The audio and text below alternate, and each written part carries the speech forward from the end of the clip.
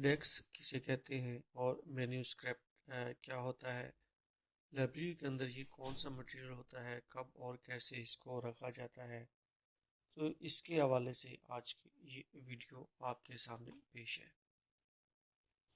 Codex جو ہوتا ہے اس کی میننگ، ڈیفینیشنز اور ہسٹری آپ اس ویڈیو کے اندر جان پائیں گے کہ کوڈیکس کا کنسیپٹ کہاں سے آیا، کیسے آیا، کیوں کر آیا اور اس کی میننگ اور ہسٹری اس کی کیا ہے۔ کوڈیکس کا مفہوم اگر دیکھیں تو سب سے پہلے کوڈیکس کا جو لفظ سنتے ہی ہمارے ذہنوں کے اندر تاریخ کے اوراق پلٹنے پڑتے ہیں، تب جا کے ہمیں کوڈیکس کے معنی معلوم کرنے پڑتے ہیں۔ اس کو سمجھنے کے لیے آپ کو سب سے پہلے کوڈیکس جو ہے اس کو عہد جدید میں کتاب کا پرانا تصور بھی کہتے ہیں۔ عہد قدیم میں کتاب پپائرس، پارچمنٹ اور ولیم وغیرہ پر مشتمل ہوا کرتی تھی۔ مختلف اوراق پر مختلف تحریریں رقم کی جاتی تھی، پھر ان اوراق کے ٹکڑوں کو کسی مضبوط دھاگے یا چمڑے کی باریک ڈوری یا تسمہ کی طرح ایک باریک رسی کی مدد سے پشت پر سوراخ کر کے ان دھاگوں کو ڈال کر باندھتے تھے، اور اس وقت کتاب کو موجودہ دور کے کیلنڈر کی طرح پڑھا جاتا تھا۔ اور آج کل اس کی مثال سپرنگ بائنڈنگ یا اسپائرل بائنڈنگ کی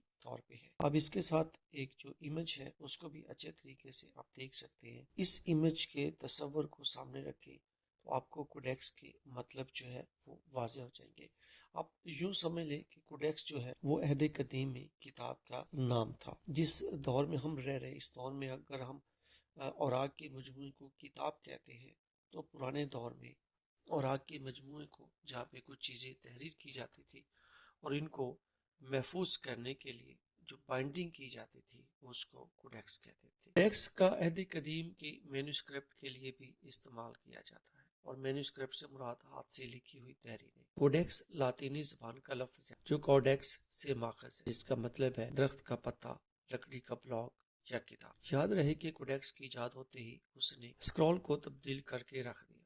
مصر میں 5ویں صدی عیسوی تک اس کا استعمال عام ہو گیا، اور کوڈیکس نے 6ویں صدی میں اسکرول کو بالکل ہی ختم کر دیا۔ پرنٹنگ پریس کی ایجاد سے قبل کوڈیکس انتہائی اہمیت کا حامل تھا۔ کوڈیکس کے پھیلاؤ کا تعلق اکثر عیسائیت کی عروج سے ہوتا ہے، جس نے ابتدائی طور پر بائبل کی شکل اختیار کی، اور بائبل کی جو کاپیاں تھیں ان کو جلد کرنے کے عمل کو پہلی مرتبہ کوڈیکس کا نام دیا گیا۔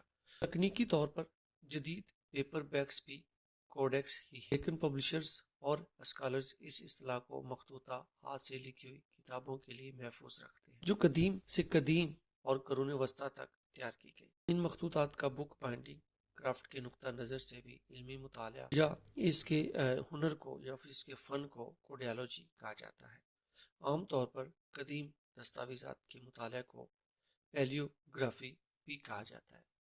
پیلیوگرافی کے اوپر ہماری ویڈیو وائس آف لائبریریز کے یوٹیوب چینل کے اوپر آلریڈی موجود ہے۔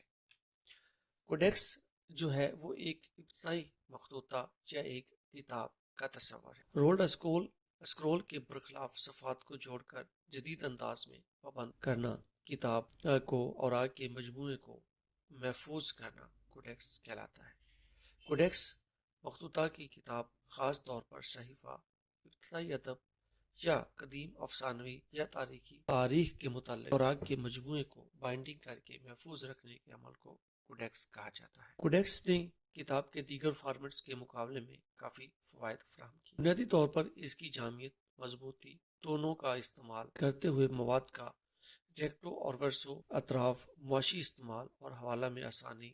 یہ کوڈیکس بے ترتیب رسائی کو ایڈجسٹ کرتا ہے، جیسا کہ اسکرول کے برعکس جو ترتیب وار استعمال ہوتا ہے۔ جولیس سیزر شاید پہلا رومن تھا جس نے کوڈیکس کو ایک نوٹ بک کی شکل میں مختلف صفحات کو جلد کیا۔ ممکنہ طور پر وہ ایک پیپرس تھا جسے کوڈیکس کے طور پر استعمال کیا۔ پہلی صدی عیسوی کے اختتام پر ایک قسم کی طے شدہ پارچمنٹ، جسے عام طور پر انگلش کے اندر اوگیلریز میموریز بک، جسے لاطینی میں یا لاطینی زبان کے طور پر رومن سلطنت میں لکھنے کے لیے استعمال ہونے لگا یا استعمال کیا جاتا تھا۔ کوڈیکس بنانے کا پہلا مرحلہ جانوروں کی کھال تیار کرنا۔ جلد کو پانی اور چونے سے دھویا جاتا، لیکن ایک ساتھ نہیں، علیحدہ علیحدہ۔ جلد کو 1-2 دن تک چونے میں بھگو کر رکھتے تھے، اس کے اوپر سے بالوں کو ہٹا دیا جاتا تھا اور جلد کو ایک فریم سے جوڑ کر خشک کیا جاتا، جسے ہیرس کہتے تھے۔ پارچمنٹ بنانے والا جلد کو فریم کے ارد گرد پوائنٹس پر جوڑتا ہے، جلد اس کے ساتھ ڈوریوں سے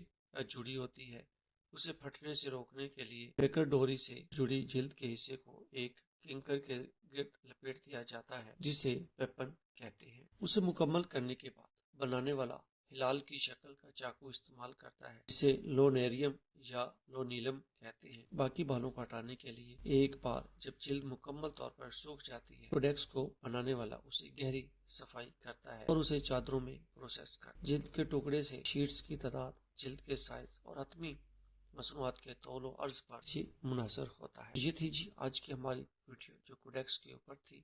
امید ہے کہ آپ کو ہماری یہ ویڈیو پسند آئے گی۔ اپنا خیال رکھیے گا، ہمارے چینل کا بھی خیال رکھیے گا۔